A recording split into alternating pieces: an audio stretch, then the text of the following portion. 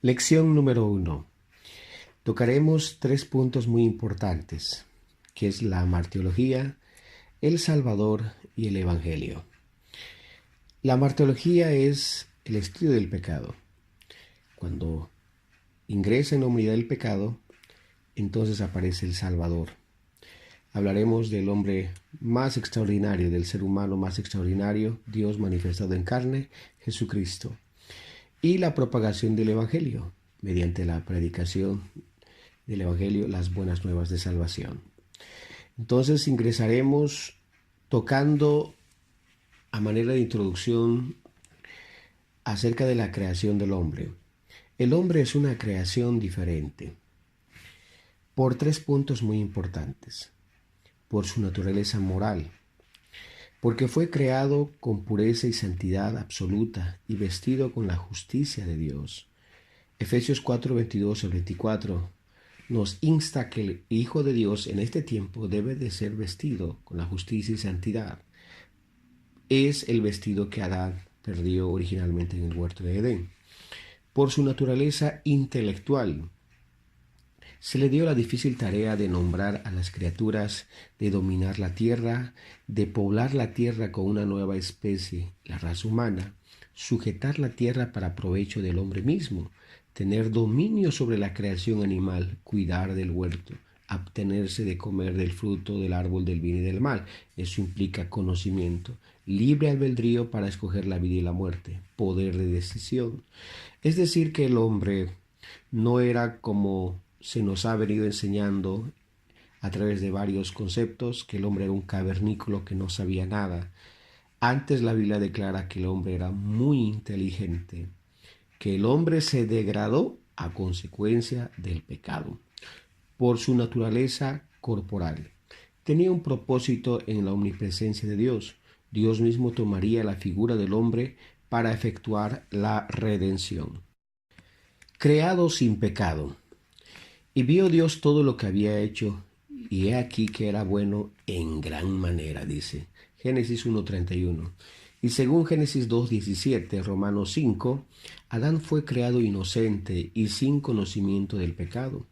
Fue hecho así por las siguientes razones. Fue creado a imagen de Dios, puesto que Dios es sin pecado. No se admite ninguna posibilidad de que Adán hubiera tenido pecado. El pecado entra en el mundo por el acto de la desobediencia. Era necesario que el hombre fuera absoluto sin pecado para que Dios caminara con él. No pudo existir la comunión verdadera entre Dios y el hombre sin que el hombre sea justo. Hoy, para tener comunión con Dios, el hombre tiene que renacer, ser creado en justicia y en santidad de la verdad. Esto lógicamente que es a través de Jesucristo. Si pierde la justicia, se pierde la comunión con Dios. Es decir, se pierde a Jesucristo, uno se separa de Cristo, pierde la comunión con Dios. De allí que es tan importante darle lugar a la doctrina de la salvación, porque es una doctrina fundamental, porque si no hay salvación, no hay evangelio, y si no hay evangelio, no hay mensaje de salvación. Ahora, si no hay pecado, no necesita un salvador. Hay un salvador porque hay pecado. De allí el estudio del pecado. Amartiología, doctrina que estudia el pecado. Hay dos palabras en griego en el Nuevo Testamento que tal vez definen el pecado con mayor justicia. Uno es amartema y el segundo es parábasis. Amartema quiere decir errar al blanco. Tal vez usted alguna vez vio a un arquero y que lanza la flecha y tiene que dar en el blanco. Errar, no dar en el blanco, es salirse del propósito. Pero ¿quién puso el blanco? Dios, porque Él es santo y Él es justo. Aquí el pecado puede ser visto como cualquier actitud o acción humana que no da en el blanco en la meta de dar la gloria a Dios. Por cuanto todos pecaron, dice Romanos 3:23. Según este texto dice, por cuanto todos amartema, por cuanto todos no le dieron la gloria a Dios. Un ejemplo es el pavo real que se jacta y se infla de lo hermoso que Dios lo haya creado. Aprovecho para decirles que el ser humano, con todo lo que Dios lo ha entregado, dones, talentos, habilidades que lo haya dado, el hombre es tentado siempre a vanagloriarse, que es lo que quiere Satanás.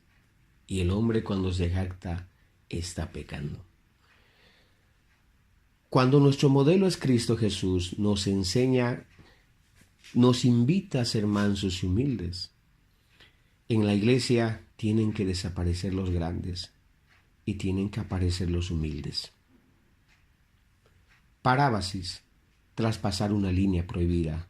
Eso es lo que quiere decir parábasis, traspasar una línea prohibida. Quiere decir, según esta definición, que el pecado ocurre cuando el hombre pasa deliberadamente o accidentalmente la línea de la ley de Dios. Primera de Juan 3:4. Todo aquel que comete pecado infringe también la ley, pues el pecado es infracción de la ley. Cuando uno estudia la palabra del Señor, se da cuenta que se lo llama a los libros inspirados canon. Y la palabra canon quiere decir regla, que es una vara que sirve para medir. En otras palabras, nuestro libro de fe y de conducta es la palabra del Señor. Cuando el hombre se sale de la palabra del Señor, está pecando. Podríamos resumirlo, y Jesús lo resumió, toda la ley y los profetas en amarás a Dios con todo tu corazón, con toda tu mente, con toda tu fuerza, y a tu prójimo como a ti mismo. Cuando estudiamos estos dos puntos, nos ayudarán bastante a siempre darle la gloria a Dios y que Dios sea el número uno en nuestras vidas. Definiciones teológicas. Entonces se puede definir que el pecado es cualquier cosa en la cual la criatura no expresa el carácter santo del Creador o es contrario a ese carácter. El origen del pecado. Una criatura angelical poderosa llamada Lucifer condujo una malvada rebelión en contra de Dios en un intento alocado por destronarlo. Aunque esa traición fracasó, introdujo en el universo un elemento malvado conocido hasta ese entonces, no conocido hasta ese entonces, que ahora se conoce como pecado. Pero alguien dirá, ¿pero cómo fue? ¿Quién le enseñó? ¿De dónde aprendió? Es una respuesta que particularmente no lo puedo dar, porque no lo sé. Son preguntas que algún día lo haremos en el Señor y entenderemos. Pero el primer ser que cometió el pecado es Satanás. Es decir, que el diablo, al no poder obtener el trono en el cielo, mira el trono del hombre y viene a posicionarse engañándole y así apoderarse de lo que Dios había entregado al hombre. Lamentablemente lo consiguió y así quedó el mundo bajo el dominio de Satanás. ¿Cómo se introdujo el pecado en el mundo? Aunque fue Satanás el que introdujo el pecado en el universo, es el hombre quien lo invita al mundo. Génesis 3:6 dice, y vio la mujer que el árbol era bueno para comer y que era agradable a los ojos y árbol codiciable para alcanzar la sabiduría. Y tomó de su fruto y comió y dio también a su marido, el cual comió así como ella.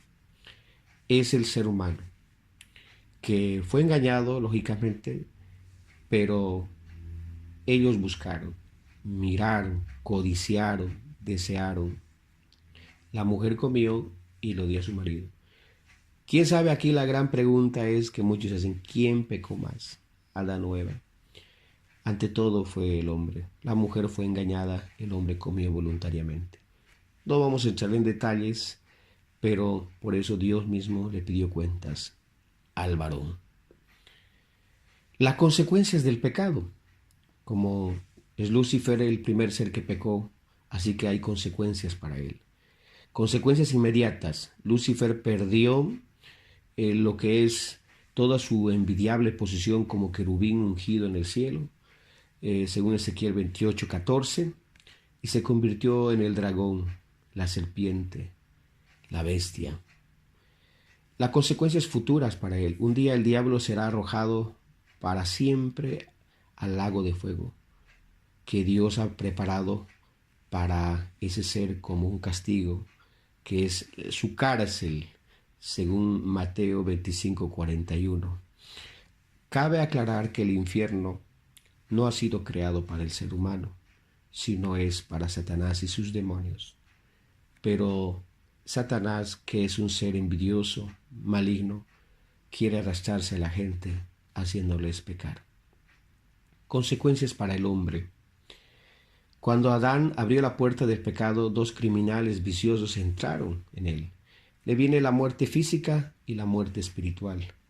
La muerte física, que es la separación del espíritu del cuerpo. Y la Biblia declara que el hombre muere porque es pecador, por cuanto todos pecaron, y la paga del pecado es muerte. Comúnmente la gente dice: yo no soy pecador, yo no necesito a Dios. La Biblia dice que todos somos pecadores. De hecho, una persona no moriría si no fuera pecador. Le viene la muerte física. La muerte espiritual es que el hombre pierde la posibilidad de comunicarse con Dios, de sentir su presencia. De allí que el hombre ante Dios está muerto y todas sus obras igual muertas. Hebreos 9:14 lo declara. Viene la segunda muerte. Como consecuencia del pecado, todas las personas no salvas un día serán arrojadas en el lago de fuego. Mateo 7:23. Los motivos del pecado. ¿Pero por qué lo permitió? Una de las preguntas que generalmente se hace todo estudiante de la Biblia, y en algún momento, creo que no malintencionadamente, aunque los escépticos y los ateos sí lo hacen malintencionadamente. ¿Por qué Dios permitió el pecado? ¿No lo pudo haber evitado? Por supuesto, la respuesta es que lo podía haber evitado, pero eligió no hacerlo. ¿Por qué? 1. Dios crea a los ángeles como hombres, como seres inteligentes, con la naturaleza moral y con la capacidad de escoger entre el bien y el mal. Si Dios hubiera detenido a Lucifer segundos antes del pecado, en efecto habría violado su naturaleza moral y los habría reducido a un papel de robots andantes. Es decir, también los ángeles pueden tomar decisiones. 2. Dios mismo permitió que el hombre pecara para poder demostrar su gracia. Además, si no hay pecado, no hay gracia, y si no hay pecado, no hay misericordia, y si no hay pecado, no hay justificación. Dios es amor. Tal vez solo podamos decir que es en su infinito amor y su infinita misericordia. Algunos dirán: ya todo está prefijado por Dios. Es verdad que Dios, en su conocimiento anticipado, en su predestinación, en su presciencia, lo sabe. Pero es el hombre quien define, porque le dio libre albedrío. Dios no lo impulsó a pecar a Adán, antes sí lo advirtió. Dios muestra su amor y su misericordia y lo hace a través de su manifestación en Jesucristo. Dios es amor y misericordia.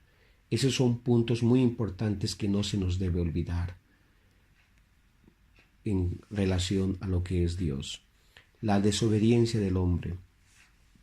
Bueno, el hombre pecó contra Dios, pecó contra él mismo, pecó contra la creación.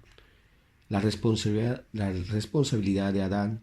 Dios creó al hombre como un ser con el poder de tomar decisiones y la responsabilidad de elegir.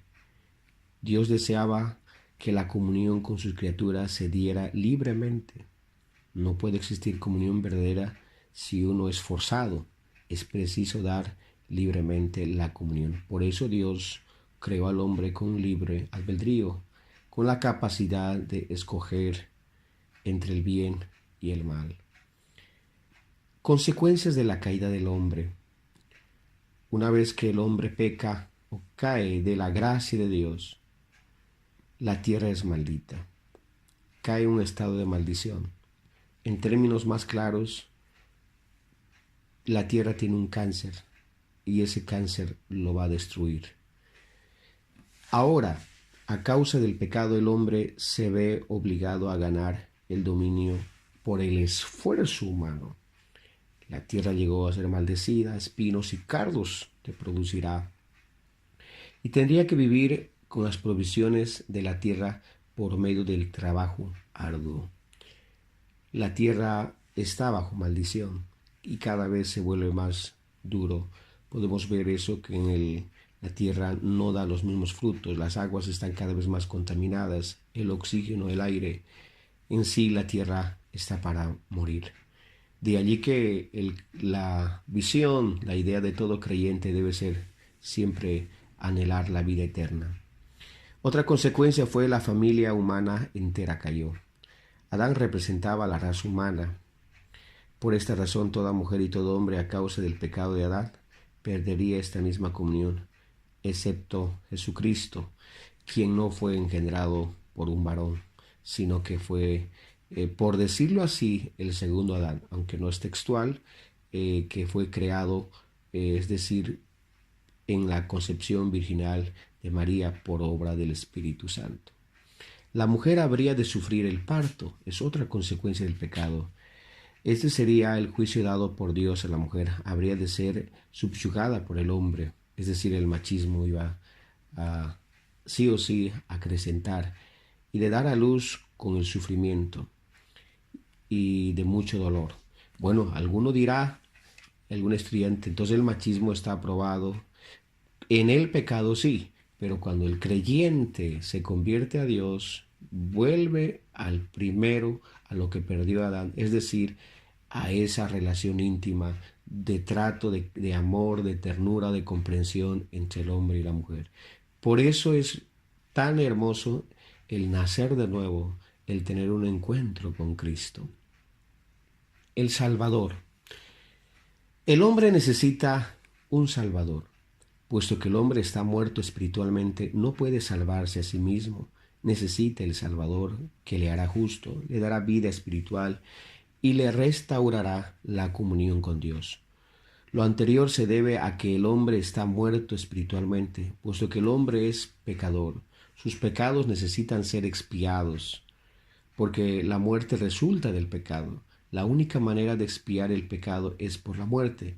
Pero ¿cómo es posible que el hombre expíe su pecado por medio de la muerte cuando ante Dios ya está muerto? Es imposible. Y otro tiene que morir en su lugar. Así que ahí aparece el plan redentor de Dios. Gloria sea el nombre de Jesús. La posición de Cristo. Otra de las preguntas que se hace el creyente y que también mucha gente dice: ¿por qué siempre Cristo? ¿Por qué no puede ser Buda? ¿Por qué no puede ser Mahoma? ¿Por qué no puede ser Simón Bolívar? ¿Por qué no atribuirle toda la salvación a esos personajes? De hecho, aprovecho para comentarles que un día tuve la oportunidad de conversar con un judío y el judío me dijo: de ustedes su libertador es Simón Bolívar. Claro, como boliviano siempre se nos atribuye y nosotros somos conscientes de eso y cada 6 de agosto rendimos homenaje al libertador Simón Bolívar. Pero espiritualmente Cristo es nuestro único libertador. Por las siguientes razones. 1 Timoteo 3:16. Es importante tocar aquí, hablar acerca de quién es Cristo. La palabra del Señor declara que Dios fue manifestado en carne. Es muy necesario y fundamental hablar de quién es Jesucristo.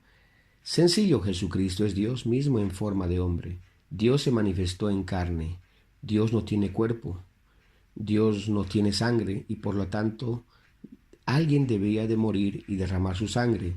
De allí que Dios se humana, es decir, que se hace un forro de carne para realizar la obra expiatoria del pecado del hombre. 1 Timoteo 3:16 da puntos muy centrales con respecto a este punto. Así que es muy bueno que el estudiante se memorice estos versículos. Justificación en el Espíritu. Justificado en el Espíritu. Es decir, ungido por el Espíritu, llevado por el desierto, por el Espíritu.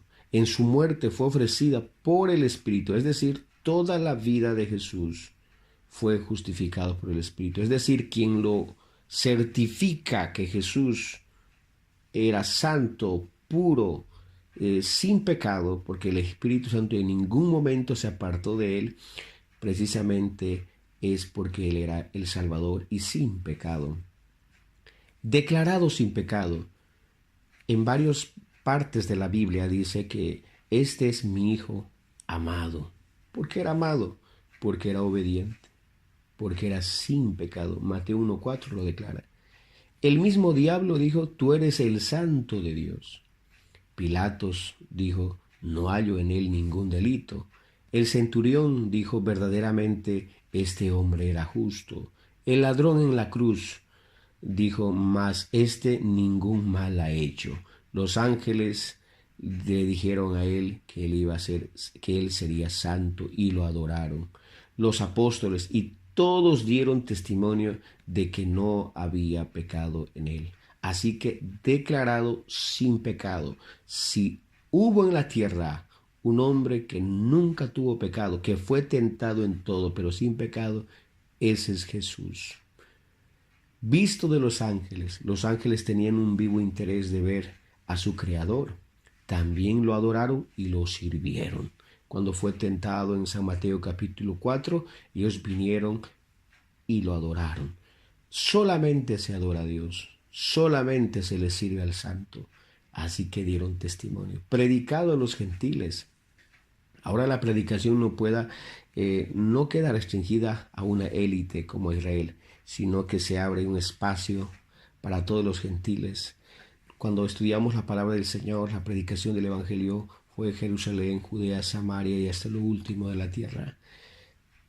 El Evangelio de Jesucristo ha sido una de las más perseguidas, pero una de las que más ha tenido victorias, pero no con fuerza, no con armas, sino con el poder del Espíritu Santo. Creído en el mundo, cada día son más las almas que se convierten a Cristo y reconociéndole como su único Salvador. Recibido arriba en gloria, San Juan 6:26, y el Salmo 24, que es un salmo que se le atribuye al regreso de Cristo, a la ascensión de Cristo cuando sube con poder y con gloria y con victoria. Alzad, oh puertas, vuestras cabezas, y entrará el Rey de gloria. Bendito sea el nombre de Jesús. Es decir, el Señor regresó en victoria, porque Él es Dios. Podríamos decir hasta aquí, si algún ser humano, o conoce usted a un ser humano que llene todas estas características, que el Espíritu Santo lo justifique, declarado sin pecado, visto de los ángeles, predicado a los gentiles, creído en el mundo, recibido arriba en gloria. Y la respuesta es sencillamente no existe. Todos los seres humanos somos pecadores. Tuve la oportunidad de estar justamente hace un tiempo atrás allá en Colombia, Santa Marta, y pude ir a donde murió el libertador, para muchos gran recordado, Simón Bolívar. Y ahí está una historia en la cual se relata cómo murió él, las enfermedades, y realmente uno, más allá de las hazañas, más allá de los logros que él haya podido lograr, uno se da cuenta que era un hombre pecador, un hombre que, por decirlo así, lleno de malas cosas también. Lógicamente que eso no se lo dice, pero en Cristo ningún mal se encontró en él. Nadie puede señalar ningún mal. Por eso Él es el único y suficiente Salvador. Tan importante es esto que cualquier doctrina o enseñanza que no crea que Jesucristo es Dios, prácticamente están perdidos. No tienen salvación, porque Cristo es el único Salvador. Los oficios de Cristo. Los escritores del Antiguo Testamento, así como del Nuevo, afirman que el título de Mesías en el Antiguo Testamento y el título de Cristo en el Nuevo Testamento implica la responsabilidad de un triple oficio. Es decir, para ser Cristo tendría que tener tres oficios: profeta, sacerdote y rey. Como profeta, ya en el tiempo de Moisés había una profecía que señalaba que se iba a levantar un poderoso profeta. Profeta les levantaré como tú, y acontecerá que quien no oyere al profeta, yo le pediré cuentas. Deuteronomio 18:15 al 29. Este anuncio está refiriéndose a Cristo. Hechos 3, 22 al 23. Otro texto declara: no hay profeta sin honra sino en su propia tierra. Mateo 13, 57. No es posible que un profeta muera fuera de Jerusalén. Lucas 13, 33. El pueblo identificó a Cristo como profeta. San Juan 6, 14.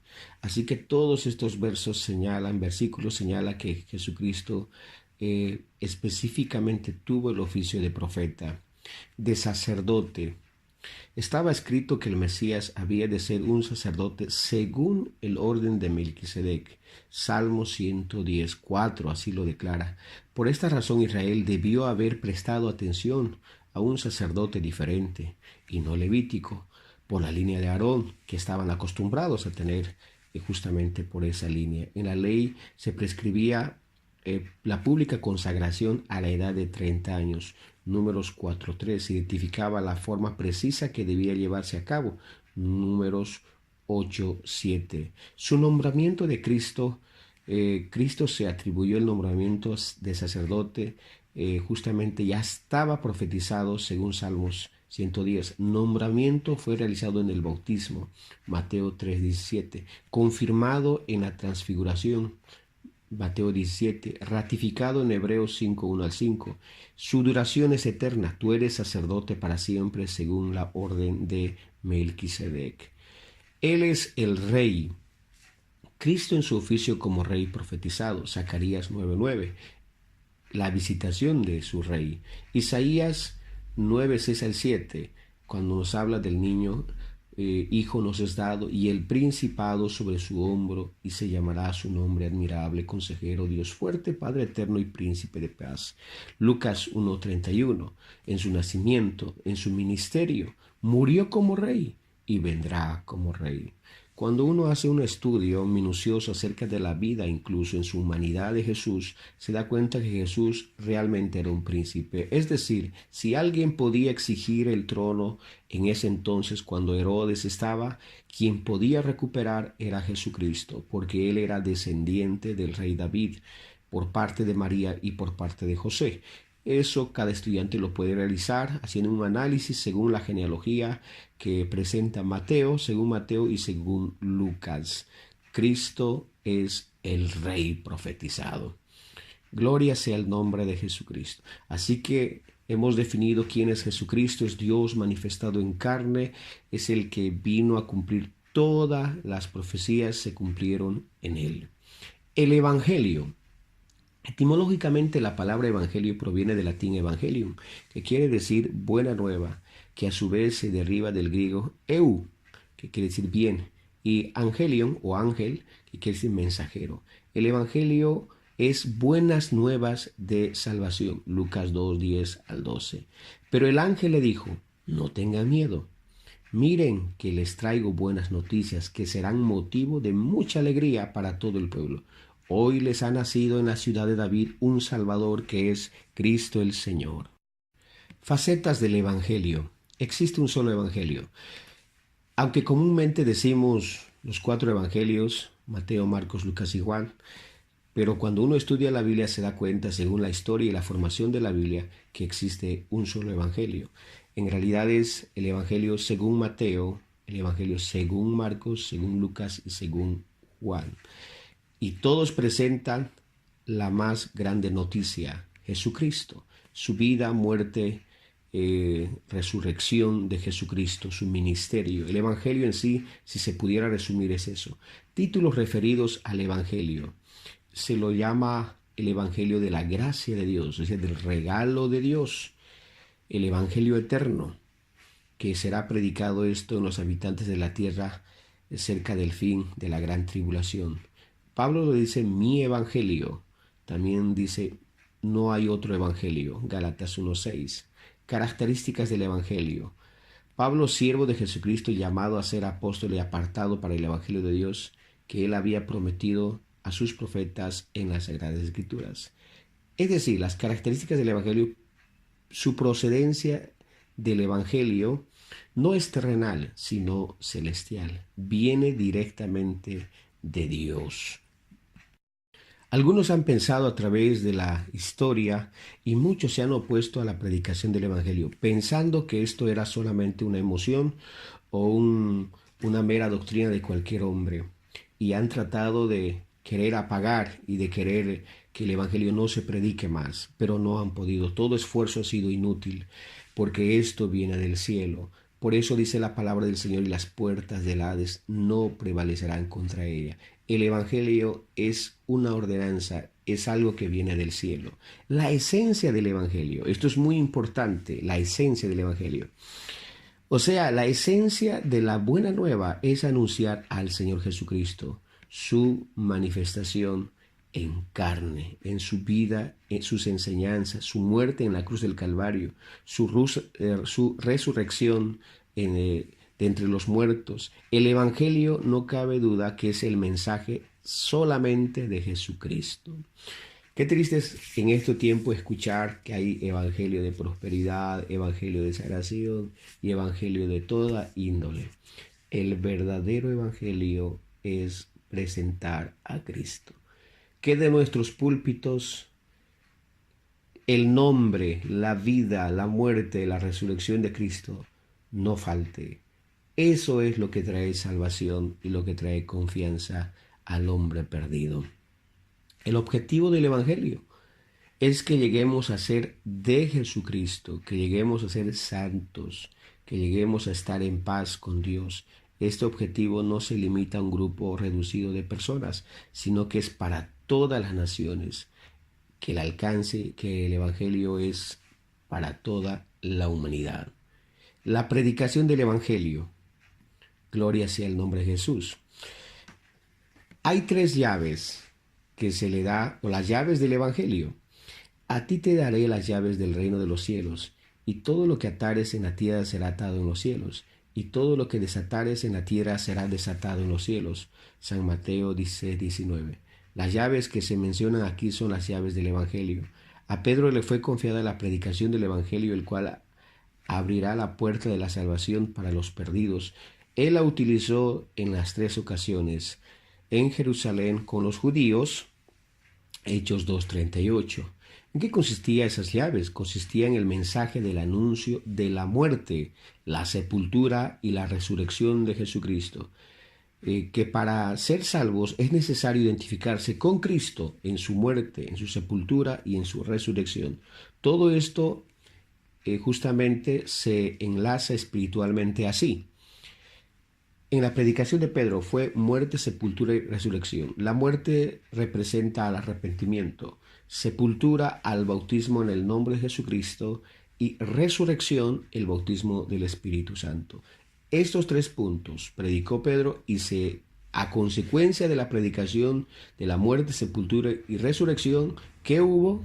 Hubo arrepentimiento, hubo bautismo en el nombre de Jesucristo y la llenura del Espíritu Santo. Con los samaritanos fue de la misma manera. En Hechos 8, 14 al 17 se ve que se predica acerca de la fe en Jesucristo, del bautismo y del Espíritu Santo, versos 12 y versos 17.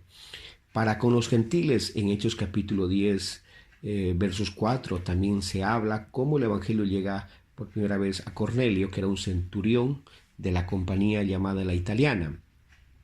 Y en el versos 43, en el versos 44 y 48 declara que en el versos 43 creyeron en Jesús. En el versos 44 recibieron el bautismo del Espíritu Santo. Y en el versos 48 fueron bautizados en el nombre de Jesús de Nazaret. Es decir, que toda persona que recibe, que acepta la buena nueva de salvación, tiene que dar ese paso de fe, de arrepentirse, bautizarse y ser lleno del Espíritu Santo. Bendito sea el nombre de Jesús. Dios les bendiga.